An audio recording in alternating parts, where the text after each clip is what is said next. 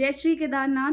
तो आज बहुत सारे लोगों ने यात्रा करने का प्लान किया होगा और बहुत सारे लोग बहुत टेंशन में भी होंगे, क्या करना चाहिए, कैसे जाना चाहिए, कौन सी होटल बुक करें, कहाँ ठहरें, बहुत सारे डाउट होंगे आपके मन में। अभी मैं रिसेंटली यात्रा करके आज ही मैं हरिद्वार आई हूँ और मैंने सोचा आप सबको संपूर्ण जानकारी देनी चाहिए कि क्या कैसा है।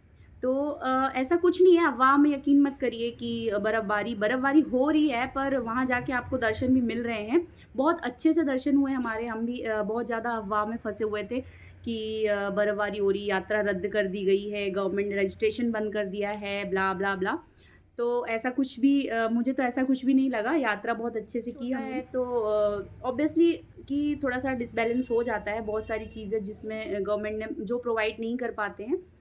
तो अब मैं आपको केदारनाथ की संपूर्ण जानकारी देती हूँ। तो जिसको भी यात्रा करनी है, तो वो थोड़ा-सा अभी डिले करके आए, मई में आए, 15 के बाद ही आए। और अगर अभी आपने कर लिया है, रिज़र्वेशन कर लिया है, तो कोई दिक्कत नहीं है आपको, आप मन में बिल्कुल डाउट मत रखिए। बच्चों को लेके आने में थोड़ा-सा अवॉइड करिए, क्योंकि अगर आप हो सके तो बच्चों को ना लाएँ, क्योंकि आपको भी पता है कि ऐसी ट्रैकिंग में और बहुत ज़्यादा असुविधाओं का सामना करना पड़ सकता है। पहले यात्रा शुरू करने के पहले आप किसी भी अपने मंदिर में जाके शिवलिंग पर प्रसाद चढ़ा के ज़रूर आएँ, कि आपकी यात्रा मंगलमय हो और कोई भी असुविधा ना हो। मैंने भी यही किया था। शुरू दिन मैं गई और शिवलिंग में मैंने प्रसाद चढ़ाया। फिर मतलब यात्रा और दर्शन इतने अच्छे से हुए, मतलब उस मूर्ति को जब मैंने उसको मंदिर में मैंने एंटर किया और मूर्ति को टच किया, तो एक अलग ही वाइब्स आई, मतलब सारी थकान मिट गई। हम ट्रैक करके चले थे और ट्रैकिंग में बहुत ज़्यादा थकान तो हो गई थी। आप एक दिन में अगर आप चाह रहे हैं कि ट्रैकिंग पूरा कर लें, तो एक दिन में आप पूरा ट्रैकिंग नहीं कर सकते, आपको बीच में कहीं स्टे करना पड़ेगा। आपके साथ बच्चे हैं तो फिर तो डेफ़िनेटली आप एक पूरा दिन नहीं चढ़ सकते। आपको स्टे करना होगा, आपको थोड़ा-सा बॉडी को आपको रेस्ट मिल जाएगा और फिर इसके बाद आप नेक्स्ट डे फिर से चढ़ना शुरू करिए मॉर्निंग में। कोशिश ये करिए कि अर्ली मॉर्निंग ही सब कुछ हो, क्योंकि वहाँ पे थोड़ा-सा भी डिले, अगर आप 8 बजे 7 बजे भी निकलते हैं अपने होटल से, तो आप समझ जाइए कि आपको 8 घंटे 9 घंटे आपको ट्रैफ़िक में फँसे रहना पड़ सकता है। तो थोड़ा ये करिए कि आप जल्दी उठ जाएँ, 5-4 बजे अपनी जो भी कैब ड्राइवर है या कार बुकिंग है या ट्रैवलर्स, उसको बोलें कि अर्ली मॉर्निंग। बस से अगर आप आएँगे तो आपको बहुत ज़्यादा दिक्कत होगी, क्योंकि बस यहाँ पे कोई भी टाइमिंग फ़िक्स नहीं होता है, आप कभी भी दर्शन करके नीचे आए या ऊपर, ऐसा कोई टाइम फ़िक्स नहीं रहता है। तो आपको बस मिलने में, बस अगर आप खुद की बुकिंग है तो बहुत अच्छा है। अदरवाइज़ मैं तो ये सजेस्ट करूँगी कि बस से अवॉइड करें। कम खर्चा और ज़्यादा खर्चा ये सब ना देखें, क्योंकि अगर आप यात्रा कर रहे हैं तो थोड़े बहुत पैसे तो भोपाल से शुरू किया था, भोपाल से हमारा रिजर्वेशन था। भोपाल से हम सीट तो कंफर्म नहीं थी, हम 5 लोग थे, 2 सीट ही कंफर्म हुई थी। 2 सीट में वहाँ पे मतलब रेलवे स्टेशन में ही हमने देखा कि इतनी ज़्यादा भीड़ थी। उसके बाद भी हम हिम्मत नहीं हारे, हम चलते रहे। और उसके बाद हमने हरिद्वार में रेलवे स्टेशन के पास है कृष्णम चौराहा। कृष्णम चौराहा में आपको ढेर होटल मिल जाएँगी, गुजराती गली है ये पूरी। और यहाँ पे गुजराती खाना ही मिल रहा है। आपको होटल्स 500 पर पर्सन रेट पे मिल जाएगी, बहुत बहुत ईज़ी कॉस्ट पे मिल जाती है। निकले नेक्स्ट डे गुप्तकाशी। मैं आपको होटल का नंबर मेंशन कर दूँगी, आप डिस्क्रिप्शन लिस्ट में आप देख लीजिए। गुप्तकाशी में हमारा होटल था त्रिदेव। ओके, त्रिदेव के मिस्टर सचिन से आपकी बात हो जाएगी। गुप्तकाशी सोनप्रयाग से 2 घंटे की दूरी पे है। अगर हरिद्वार से आप चलते हैं 5 बजे सुबह उठ के, तो आप समझ लीजिए कि वहाँ पे 2 बजे आप पहुँच जाएँगे और 2 बजे के बाद आप वहाँ पे स्टे करिए। अगर आपको गुप्तकाशी से और पास केदारनाथ, वैसे तो सोल्ड आउट हो चुका होता है होटल, इतना मिलता नहीं है। गुप्तकाशी में आपको ये होटल मिल जाएगा, इसका नंबर है 7017858779। आप इसमें बात करके अपनी बुकिंग ले सकते हैं ऑनलाइन। और नेक्स्ट आपको जब आप गुप्तकाशी से निकलेंगे तो 2 घंटे के रास्ते पे आप जब केदारनाथ जाएँगे, तो वहाँ पे भी आपको सीतापुर, सोनप्रयाग में आपको आराम से होटल मिल जाएँगे। अगर होटल की बुकिंग आपने बहुत पहले से करनी है तो आप सोनप्रयाग ही देखिए, क्योंकि सोनप्रयाग से वेरिफ़िकेशन की लाइन लगनी शुरू होती है। तो आपको इतना टाइम मतलब आपका नहीं जाएगा। हमारा 5 बजे हमें गुप्तकाशी से निकले थे हम, तो 2 घंटे हमारा बर्बाद हो गया था। 2 घंटे के बाद हम सोनप्रयाग गए थे। सीतापुर पार्किंग से लाइन शुरू हुई, वेरिफ़िकेशन की लाइन में जाके लगे। लाइन इतनी लंबी थी कि हम 7 बजे सुबह से लाइन में लगे हुए थे और जाकर 12:30 बजे हमें वेरिफ़िकेशन हमारा कंप्लीट हुआ। वेरिफ़िकेशन के लिए कोई एक आदमी भी लाइन में लग सकता है, आप उसको पूरे रजिस्ट्रेशन की फ़ोटोकॉपी दे दीजिए 5। आप होटल में ही या कहीं बैठे रह सकते हैं। तो आपका क्या वेरिफ़िकेशन स्कैन होगा, आधार कार्ड की कोई भी ज़रूरत नहीं पड़ रही है, बस स्कैन होगा और स्कैन करने के बाद आपको ट्रैक करने के लिए दिया जाएगा। या तो आपको वहाँ से टैक्सी मिलेगी। तो जब आप सोनप्रयाग जाते हैं, सोनप्रयाग में वेरिफ़िकेशन कंप्लीट होने के जस्ट बाद आपको थोड़ी दूर ब्रिज मिलता है, ब्रिज से थोड़ा चल के आपको टैक्सी मिलती है। 50 रुपीज़ पर पर्सन है टिकट वहाँ की। टैक्सी में आपको बैठना है तो बैठिए, अदरवाइज़ आपको 4 किलोमीटर का ट्रैक करके जाना है तो आप चले जाइए। मोस्टली लोग टैक्सी प्रेफ़र करते हैं। टैक्सी में भी बहुत ज़्यादा ट्रैफ़िक होने के कारण गौरीकुंड तक के लिए हम लोग पैदल ही चले गए थे, क्योंकि बहुत ज़्यादा ट्रैफ़िक था और टैक्सी निकल नहीं पा रही थी। तो हम उतर के वहाँ से पैदल चल लिए थे हम लोग ने, हमारी गलती थी तो हम बहुत ज़्यादा थक गए थे। उसके बाद हमें और लंबा सफ़र तय करना था, जो कि गौरीकुंड के बाद शुरू होता है। तो गौरीकुंड के बाद होती है असली परीक्षा शुरू। और गौरीकुंड, ठीक है, गौरीकुंड पहुँचे हम लोग। गौरीकुंड में घोड़े आपको 3200 में मिल जाते हैं। 3500 3000 तक के घोड़े आपको अवेलेबल हैं।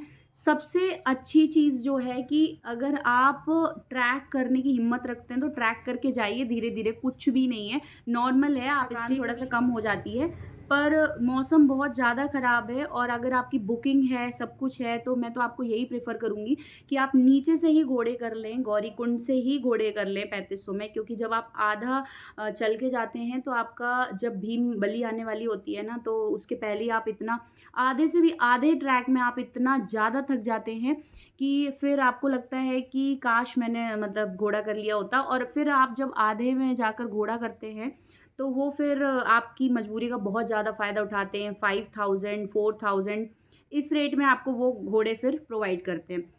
जो नोटिस बोर्ड लिस्ट बोर्ड में लिखा रहता है कि भीमबली से आपको 1500 में घोड़ा मिल जाएगा, 14, सब कुछ गलत है। ऐसा कोई घोड़ा कुछ भी कहीं पे भी स्टैंड नहीं है, कुछ भी मैनेजमेंट कुछ भी नहीं है कि गवर्नमेंट के रेट पे आपको घोड़े ऊपर मिल जाएं। तो कोशिश ये करिए, अगर आपको घोड़े, आप बच्चों को लेके जा रहे हैं साथ में, तो घोड़ा ज़रूर कर लीजिए। हाँ, घोड़े में थोड़ा डर तो लगता है, खाई के साइड आप ना देखें, बस इतनी है आपको। वैसे कोई इतना रिस्क नहीं होता है घोड़े का, बारिश भी हो रही होती है, ऐसा कुछ भी नहीं है कि घोड़ा फिसल जाए, ये सब रूमर्स हैं कि खाई में गिर जाए, ये सब कुछ नहीं होता है। भोलेनाथ का नाम लीजिएगा और बैठ जाइएगा। हाँ, घोड़े में थोड़ा बॉडी पेन मतलब बहुत ज़्यादा होता है बजाय ट्रैक के। हम लोग पैदल चले थे तो इतना ज़्यादा बॉडी वो पेन नहीं था, कुछ भी नहीं था। बट घोड़े पे जब आप जाते हैं तो ये सब दिक्कतों का सामना करना पड़ सकता है। जब आप ऊपर मतलब नीचे उतरते हैं तो आपके पैर जाम हो जाते हैं, आपके हाथों में दर्द शुरू हो जाता है, आपकी बैकबोन मतलब कंप्लीटली बॉडी को मतलब बहुत ज़्यादा पेन होना है अगर घोड़े से आते हैं। बट रास्ता है, रास्ता कवर हो जाएगा। फिर अगर आपने सोचा है ट्रैक करके जाने का तो ठीक है, गौरीकुंड से आप शुरू करेंगे। गौरीकुंड से आप भीमबली जाएँगे, उसके बाद भीमबली में थोड़ा-सा वैसे आपको स्लो ट्रैक ही करना है तो आप रुक-रुक के ही जाएँगे।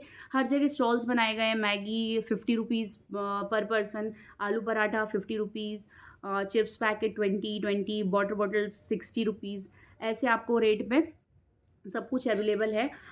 अगर कोशिश ये करिएगा कि आपके जो ट्रैकिंग बैग है, पिट्ठू बैग है, वो वाटरप्रूफ होना चाहिए। और ग्लव्स, मोस्टली ग्लव्स का क्या होता है, पूरे गीले हो जाते हैं, तो बारिश में ध्यान रखिए कि वहाँ पे कंटिन्यू बारिश होनी है।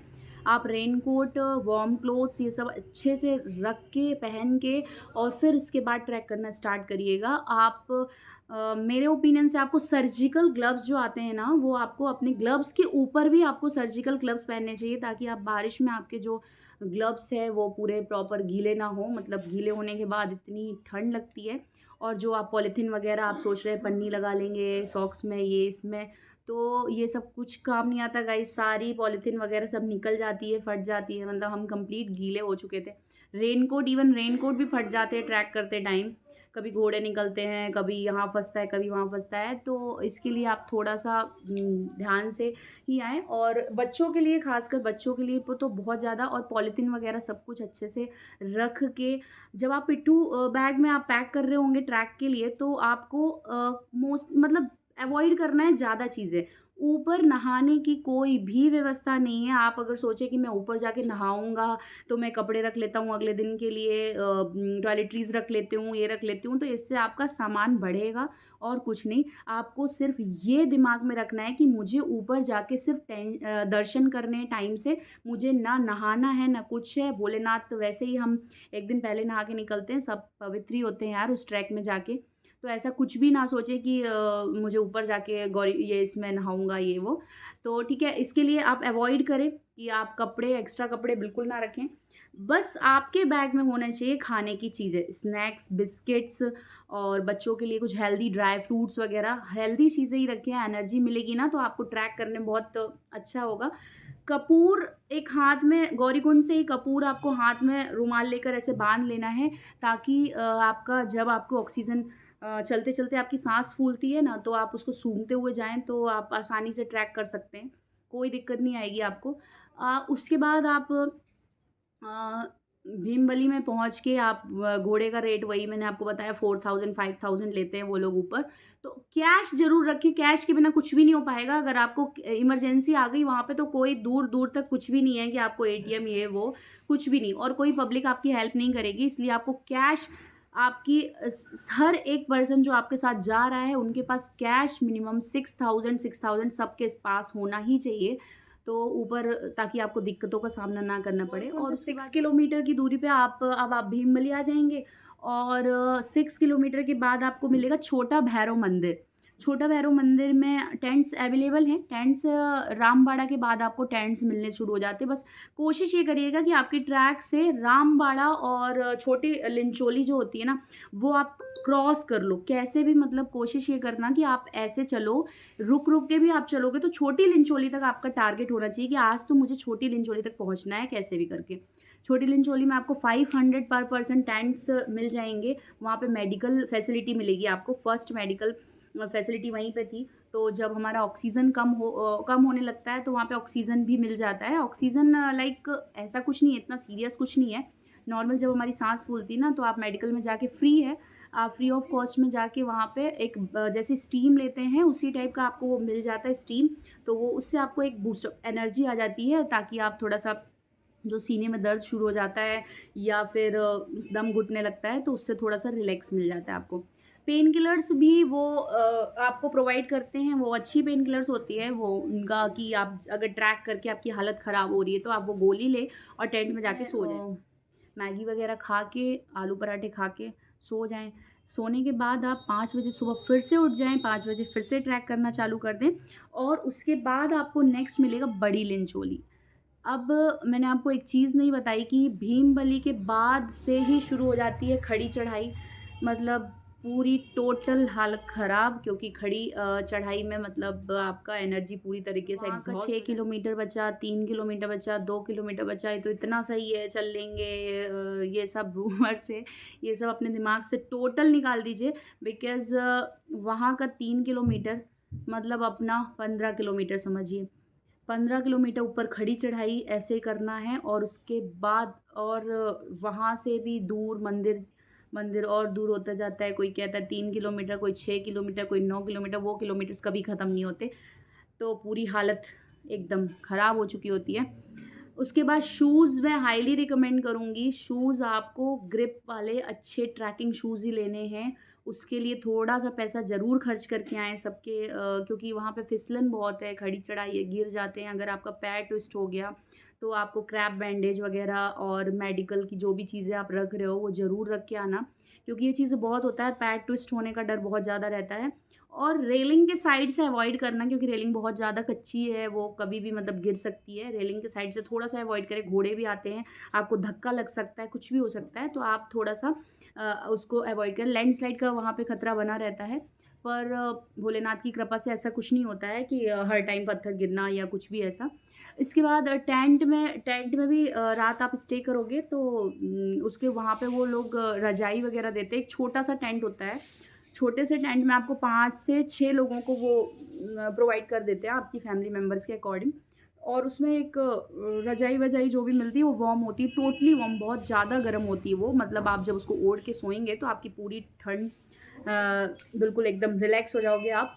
और ऊपर जब आप जाते हो तो मैं आपको यही सजेस्ट करूँगी कि रात को कोशिश करना कि मंदिर के पास कोई भी स्टे करने की मतलब कुछ भी ना सोचे, क्योंकि मंदिर के पास आप ऑनलाइन अगर बुक कर लेते हैं, लोग डराते हैं कि ऑनलाइन टेंट कर लो, बुकिंग नहीं मिलेगी। तो हमने भी नंदी बेस कैंप बुक कर लिया था, उसके बाद हम नंदी बेस कैंप तक पहुँच ही नहीं पाए और हमारे पैसे बर्बाद चले गए। हमें बीच में ही रुकना पड़ा टेंट लेके। और अच्छा हुआ कि हम उस दिन नहीं जा पाए थे, क्योंकि उस दिन सबने कहा था कि रात में बहुत ज़्यादा बर्फ़बारी हुई है। मतलब एक बॉल होता है, बॉल साइज़ के ओले गिर रहे थे और टेंट टोटली बिल्कुल टेंट के अंदर जो लोग थे उन्होंने बताया कि टेंट बिल्कुल पूरा गिर गया था, ऊपर से ही ऐसे पकड़ के बैठे हुए थे रात भर और ठंड का सामना करना पड़ा। इतनी ज़्यादा -4 डिग्री ठंड थी और -4 डिग्री में सर्वाइव करने में हालत ख़राब हो जाती है। तो बच्चों को अगर लेके जाएँ ना तो छोटी लिंचोली तक बारिश होती रहती है, उसके बाद से शुरू होती है बर्फ़बारी, स्नोफॉल।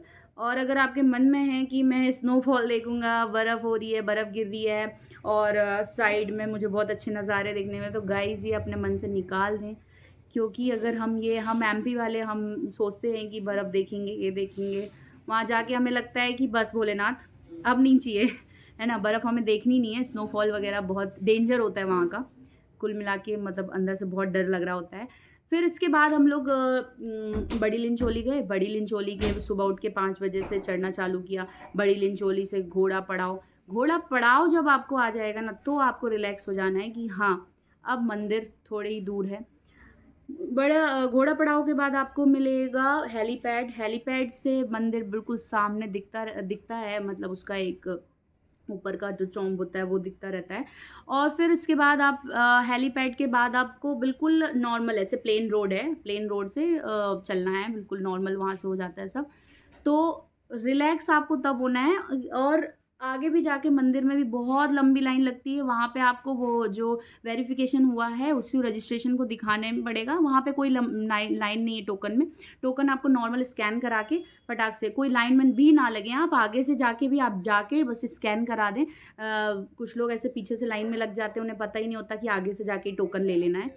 फिर इसके बाद टोकन लेने के बाद आपको एंटर करना है गेट के और मंदिर के अंदर से लाइन शुरू हो जाती है। लाइन में आपको लगना है प्रॉपर। कुछ जुगाड़ अगर हो सके तो आप 1-2 मेंबर्स को आगे भेज के थोड़ा बहुत ऐसे किसी से बोल के कि ऐसा कर दो, वैसा कर दो, लाइन में लग सकते हो अगर कोई इमरजेंसी है तो। अदरवाइज़ भोले बाबा की कृपा से लाइन में लग के भी आपको बहुत जल्दी लाइन ख़त्म हो जाती है, ऐसा कुछ नहीं है। तो शुरू किया था हमने सुबह 5 बजे से ट्रैक करना और 5 बजे बड़ी लिंचोली से हम पहुँचे थे सीधा हेलीपैड मंदिर। मंदिर में हमें लग गया था 12:30 करीब हो गए थे, 12:30 बजे हम लाइन में लगे, 12:30 1 बजे तक हम दर्शन किया हमने। और 1 बजे के बाद जब 1:30 बज गया तो हम जब वापस आ रहे थे तो सडनली स्नोफॉल स्टार्ट हो गया फिर से। जब हम वहाँ पहुँचे तो धूप थी, थैंक गॉड धूप थी। हमने दर्शन किए, उसके बाद जो स्नोफॉल शुरू हुआ तो स्नोफॉल के डर से कि हम जल्दी पहुंच जाएं नीचे, क्योंकि 2 बजे के बाद हम ट्रैक करके नीचे जाते तो हमें मतलब 6 से 7 घंटे चाहिए थे। 7 घंटे मतलब हमारी कैब भी बुकिंग थी नीचे और होटल भी था, तो हम ये रिस्क नहीं ले सकते थे। और इतनी हालत नहीं बची थी किसी की भी कि वो मतलब नीचे जा पाए। तो हमने घोड़े बुक किए। घोड़े का रेट है वहाँ से 2000 रुपीज़ पर हेड। तो 2000 रुपीज़ में ईज़ी है आपको नीचे का भी, पर डर बहुत लगता है क्योंकि वो एकदम खड़ी चढ़ाई से जब वो नीचे लेके आते हैं घोड़ा, पैर भी थोड़ा स्लिप हो गया था 1-2 बार, तो मतलब मेरे को तो ऐसा लगा कि बस अब तो नहीं बचेंगे। और खाई भी बहुत डेंजर है, मतलब खाई आप देखोगे तो आपको उसी से एक अलग ही डर महसूस होगा, पर उसको एक टाइटली पकड़ के घोड़े को आप आराम-आराम से, थोड़ा तो शुरू में स्टार्टिंग में बहुत ज़्यादा डर लगा था, पर ऐसा कुछ नहीं है। बाद में वो डर धीरे-धीरे ख़त्म होता गया। उसके बाद हम नीचे आए, उसने हमें 3.5 घंटे में ही गौरीकुंड उतार दिया।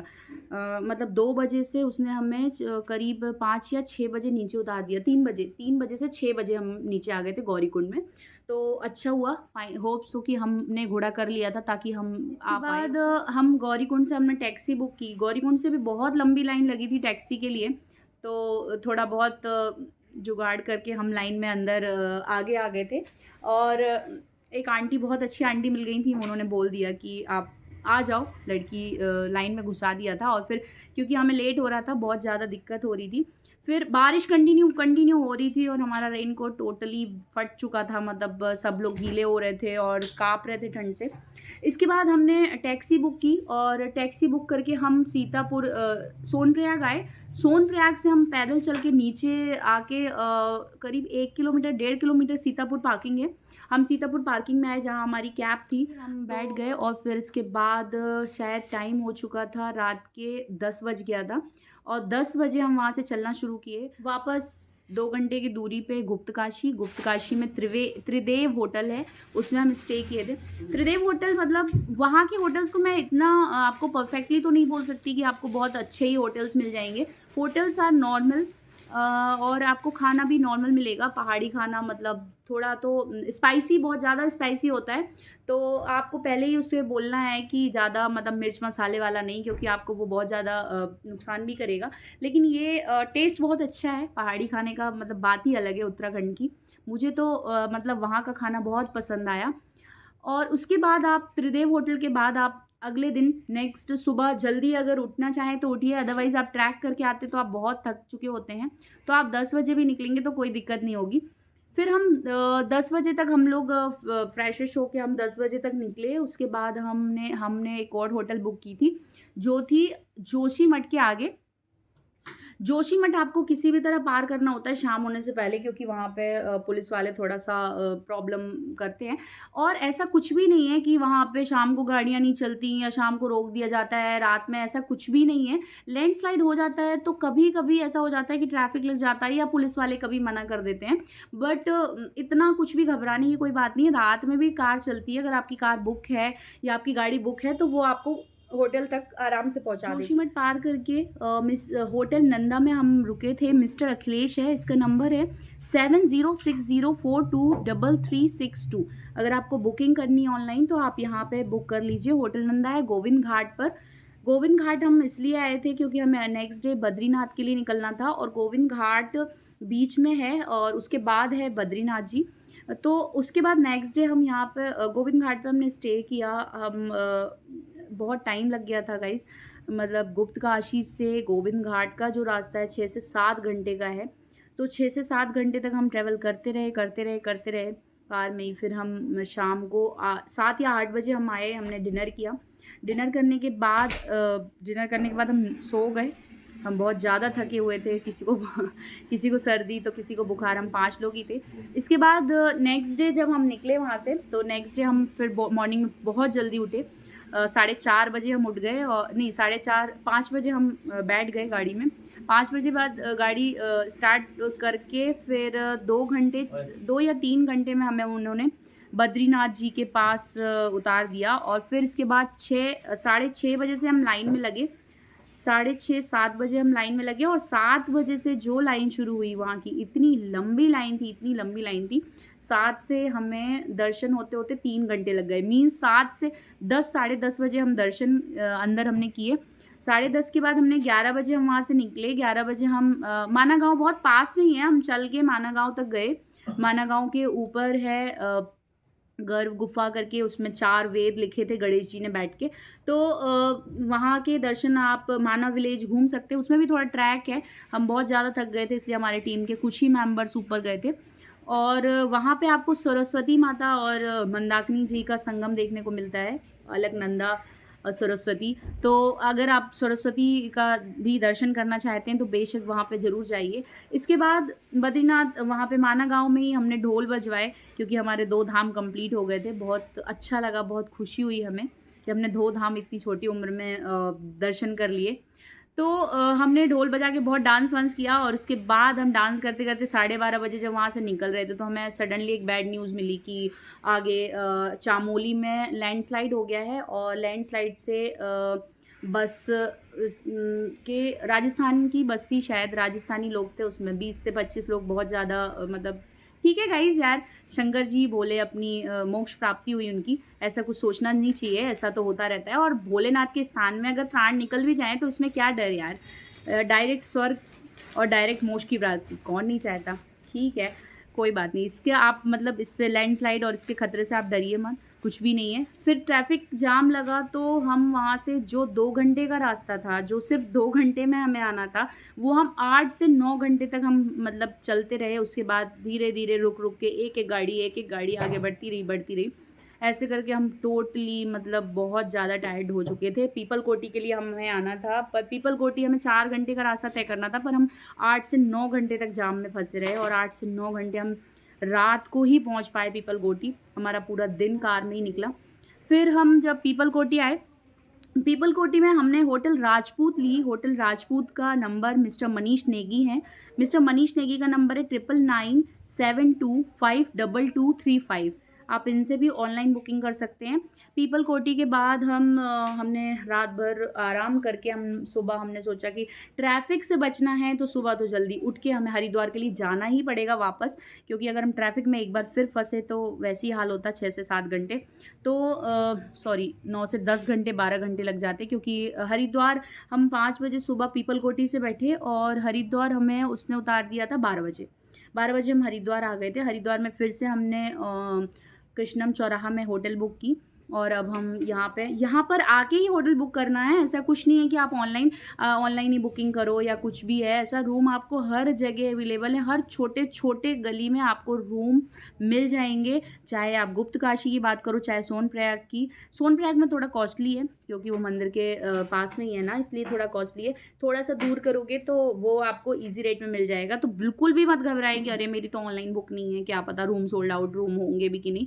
सब कुछ आपको अवेलेबल है। आप कुछ भी हमने लीजेंड इंडिया वाले को हमने बुक किया था और हाँ, ठीक थी उसकी सर्विस, ऐसा कुछ नहीं है। 20,000 पर पर्सन हमारा जो एक्सपेंस आया इतने दिन की जर्नी में। अभी उसके बाद अब हम आज भोपाल के लिए वापस निकलेंगे और घर जाके फैमिली मेम्बर से मिलेंगे। तो बहुत खुशी हो रही है कि हमारे दर्शन कंप्लीट हुए और बहुत अच्छे से हुए।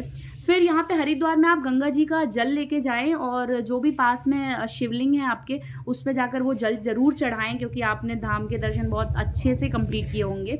और बस रिकमेंड ये करूँगी कि पैकिंग लिस्ट में आपको surgical gloves, warm clothes, torch और ट्रैकिंग शूज़, बहुत अच्छे ट्रैकिंग शूज़ रखने हैं। और भी चीज़ें हैं, ड्राई फ्रूट्स वगैरह, जूस वगैरह, ये सब आप ज़रूर रखें। ग्लूकोज़ आप ट्रैकिंग करते समय ऐसे सूखा भी खा लेंगे ना, तो आपको एक अलग ही एनर्जी मिलेगी। पानी की बॉटल, अगर आप सोच रहे हैं कि पानी ऊपर 60 रुपए का है, ऐसा कुछ भी मत सोचो। हर एक ढाबे में आपको मतलब जो स्टॉल्स बने रहते हैं उसमें जो पानी का जग रखा हुआ होता है, उससे भी आप वाटर बॉटल फिल कर सकते हो, है ना। ऐसा कुछ नहीं है कि आपको बॉटल खरीदनी ही पड़ेगी। हाँ, पानी बहुत ज़्यादा ठंडा है, जिसकी वजह से आपको गले में थोड़ा-सा इन्फेक्शन वगैरह हो सकता है, क्योंकि बर्फ़ जैसा पानी पीना पड़ता है और डिहाइड्रेट आप हो ही जाते हैं, क्योंकि आपको इतना ठंडा पानी पीने की आदत नहीं होती। तो डिहाइड्रेशन से बचने के लिए भी थोड़ा बहुत जूसेस वगैरह बीच-बीच में ऐसे लेते रहना। क्वेरीज़ हो तो आप कमेंट में मुझे लिख दीजिए, मैं आपको उसका आंसर ज़रूर रिप्लाई करूँगी। और डरने का नहीं, जय श्री भोलेनाथ, अच्छे से यात्रा कीजिए और ऐसी अफ़वाह में बिल्कुल यकीन ना करें कि बंद कर दिया गया है ये वो। रजिस्ट्रेशन ज़रूर करवा के आएँ। रजिस्ट्रेशन के बिना आपको दर्शन करने को नहीं मिलेगा। जिस डेट का रजिस्ट्रेशन है उसी डेट को दर्शन मिल रहे हैं आपको। डेट भी मतलब अगर आपकी वो हो गई है तो आप उससे बात करके और आगे भी बुक करा लें। वहाँ पे भी लंबी लाइन लग रही थी रजिस्ट्रेशन की, बट अब शायद क्लोज़ कर दी गई है। ऑनलाइन बुक करवा के आएँ तो आपको दिक्कत का सामना नहीं करना पड़ेगा। सो जय श्री केदारनाथ।